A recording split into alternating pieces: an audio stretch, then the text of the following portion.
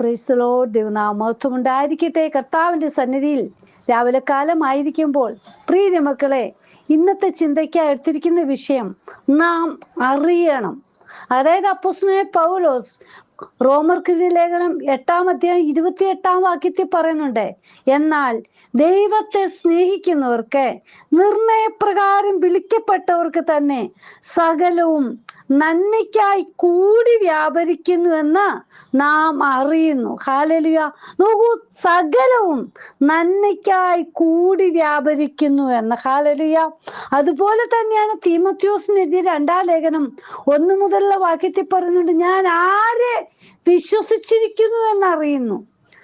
അങ്ങ് ഇപ്രകാരമാണ് വായിക്കുന്നത്, ഇപ്പോൾ മരണം നീക്കുകയും സുവിശേഷം കൊണ്ട് ജീവനും അക്ഷയതയും വെളിപ്പെടുത്തുകയും ചെയ്ത നമ്മുടെ രക്ഷിതാവായ ക്രിസ്തുയേശുവിന്റെ പ്രത്യക്ഷതയാൽ വെളിപ്പെട്ടിരിക്കുന്നതുമായ തൻ്റെ സ്വന്തം നിർണയത്തിനും കൃപയ്ക്കും ഒത്തവണ്ണം അത്രേ ആ സുവിശേഷത്തിൽ ഞാൻ പ്രസംഗിയും അപ്പോസ്തലനും ഉപദേഷ്ടാവുമായി നിയമിക്കപ്പെട്ടിരിക്കുന്നു.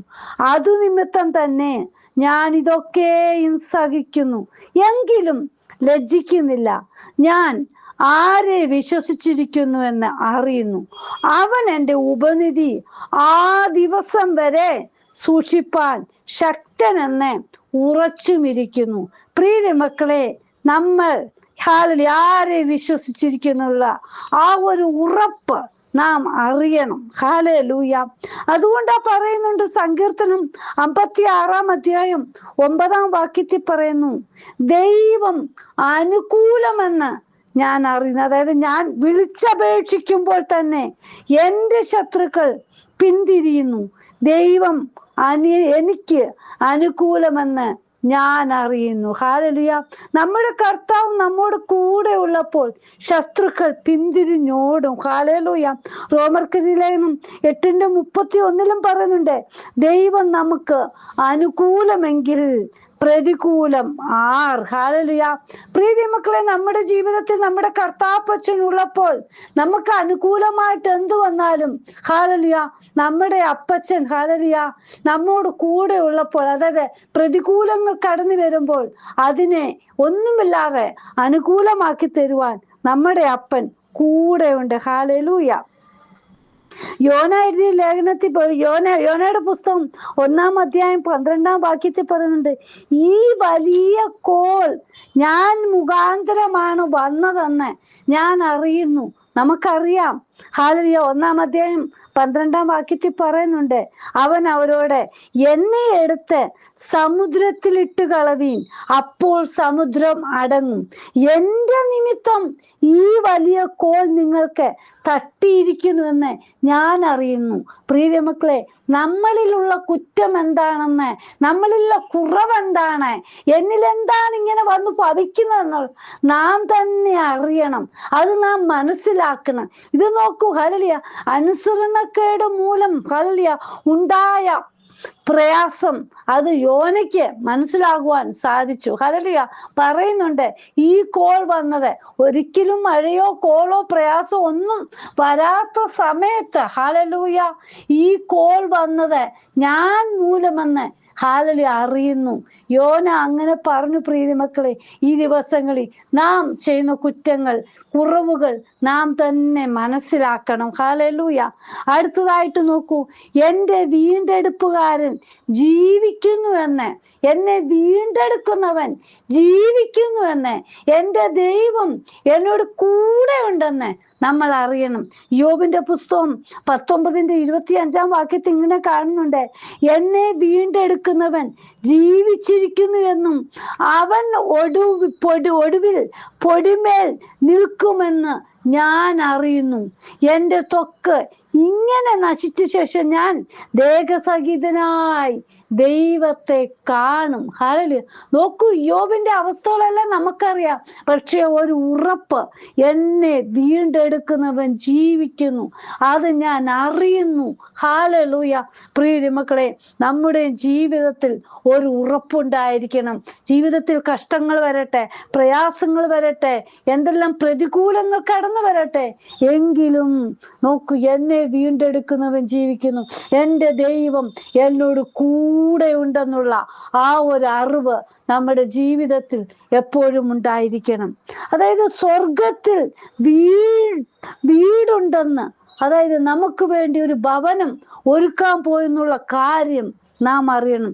2 കൊരിന്ത്യർ 5:1 മുതലുള്ള വാക്യത്തിൽ പറയുന്നുണ്ടല്ലോ, കൂടാരമായ ഞങ്ങളുടെ ഭൗമഭവനം അഴിഞ്ഞുപോയാൽ കൈപ്പണിയല്ലാത്ത നിത്യഭവനമായി ദൈവത്തിന്റെ ദാനമായ ഒരു കെട്ടിടം ഞങ്ങൾക്ക് സ്വർഗത്തിലുണ്ടെന്ന് അറിയുന്നു.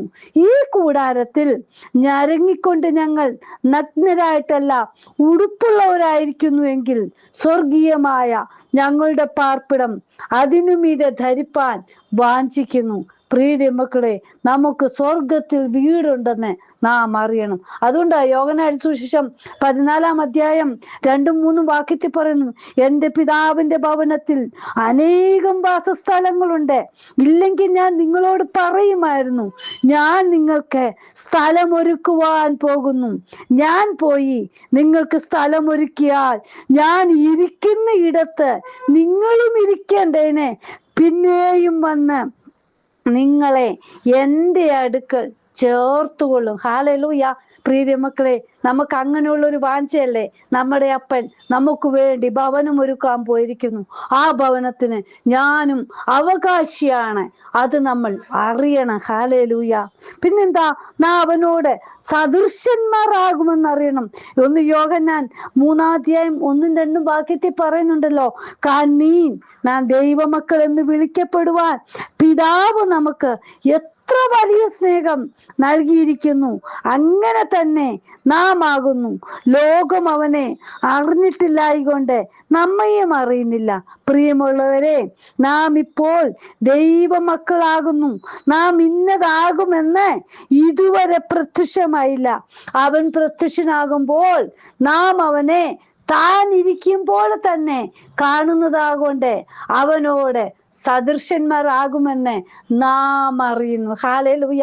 അപ്പന്റെ വരവെങ്കിൽ അപ്പനോട് ഒത്തൊരുമിച്ച് ആ സദൃശമായ, ഹല്ലേലൂയ, നാം അവനോട് സദൃശന്മാരാകും. ഹല്ലേലൂയ. അത് നമ്മൾ അറിയണം. രൂപാന്തരം പ്രാപിച്ച് അപ്പനോട് ഒത്തൊരുമിച്ചായിരിക്കുമ്പോൾ നമ്മളെല്ലാം ഒരുപോലെ കാണുവാൻ. ഹല്ലേലൂയ. അതുകൊണ്ടാ പറയുന്നത് ഫിലിപ്പിയർക്കെഴുതിയ ലേഖനം 3:20-21 വാക്യത്തിൽ അപ്പോസ്തലനായ പൗലോസ് പറയുന്നുണ്ടല്ലോ, നമ്മുടെ പൗരത്വമോ സ്വർഗത്തിലാകുന്നു. അവിടെ നിന്ന് കർത്താവായ യേശു ക്രിസ്തു രക്ഷിതാവായി വരുമെന്ന് നാം കാത്തിരിക്കുന്നു. അവൻ സകലവും തനിക്ക് കീഴ്പ്പെടുവാൻ കഴിയുന്ന തൻ്റെ വ്യാപാര ശക്തി കൊണ്ട് നമ്മുടെ താഴ്ചയുള്ള ശരീരത്തെ തൻ്റെ മഹത്വമുള്ള ശരീരത്തോടെ അനുരൂപമായി രൂപാന്തരപ്പെടുത്തും. ഹല്ലേലൂയ. പ്രിയ മക്കളെ, അപ്പോൾ നമുക്ക് സദൃശമായി, ഹല്ലേലൂയ, അപ്പച്ചനോട് ചേർന്ന് ഒരുപോലെ നമുക്ക് ഹല്ലേലൂയ കാണുവാൻ ഇടയാകട്ടെ. പ്രിയ മക്കളെ, ഇതെല്ലാം നാം അറിയണം. നമ്മൾ ഈ ഭൂമിയിൽ ജീവിച്ച് അങ്ങനെ ഇങ്ങനെ കഴിയുവാനല്ല, നമ്മുടെ ജീവിതത്തിൽ നമ്മൾ അറിയേണ്ടുന്ന കാര്യങ്ങളെല്ലാം അറിഞ്ഞ് ആ നിത്യതയിൽ അപ്പനോട് ഒത്തൊരുമിച്ച് ഞാനും വസിക്കും, ഞാനും കാണുമെന്നുള്ള ഉത്തമ ബോധ്യത്തോടെ നമ്മൾ അറിഞ്ഞു ജീവിക്കണം. ദൈവസന്നിധിയിൽ നമ്മെ തന്നെ സമർപ്പിക്കാം. ഇന്നത്തെ വചനം, ഹല്ലേലൂയ, അപ്പന്റെ സാന്നിധ്യം അനുഭവിപ്പാൻ നമ്മൾ ഓരോരുത്തരും അറിയുവാൻ മനസ്സിലാക്കി ഈ ദിനങ്ങളിൽ ആയിത്തീരട്ടെ. കർത്താവിന്റെ കരങ്ങളിൽ സമർപ്പിക്കുമ്പോൾ, അപ്പാ എനിക്കും അപ്പനോട് ഒത്തൊരുമിച്ച് വസിപ്പാൻ ഇടയാകണമേ എന്ന് പറഞ്ഞ് പ്രാർത്ഥിച്ച് നമുക്ക് തരുന്ന ദിനങ്ങൾ ഓരോന്നും അപ്പന് വേണ്ടി ജീവിക്കാം. അപ്പനോട് ഒത്തൊരുമിച്ച് നമുക്ക് സദൃശന്മാരായി തീരാം. ദൈവകരങ്ങളിൽ നമ്മെ തന്നെ ഏൽപ്പിക്കാം. ഈ വചനങ്ങളാൽ ദൈവം ഓരോ മക്കളെയും അനുഗ്രഹിക്കുമാറാട്ടെ. ആമേൻ. God bless you all. Binuvaju, Mumbai. Hallelujah.